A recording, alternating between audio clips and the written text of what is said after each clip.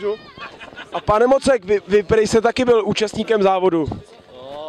Jak jste se cítil, jako když jste jel? Tak šlo to, že? Šlo to? Jak šlo to? Jako? Jiní účastníci říkali, že to bylo úplně výborný. Jak jste se cítil vy? Když jste jel? Jo, když mi to říkáte, tak dobře, že jo. A když jsem, Jak dobře? Když jsem jel, tak to prostě nejelo. Tak to... Jak nejelo? No nejelo to. To muselo jet. Dneska to šlo špatně.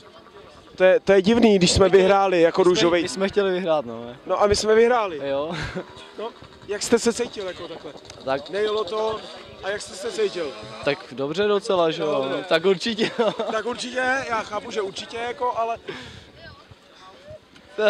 ale potom jak jste se cítil, jako, když se to rozjelo? Ještě mě budeš pořád trápit, jo. Jak jste se potom cítil? Dobře, výborně, byl jsem se vychcat a paráda. Myslím, když se to rozjelo potom, konečně, jak jste se cítil? Tak nervózně, že jo. Tak Určitě jak nervózně, určitě jako, oni se... protože nervóza tam hraje roli, to je jasný. Jak to myslíte jako nervóza?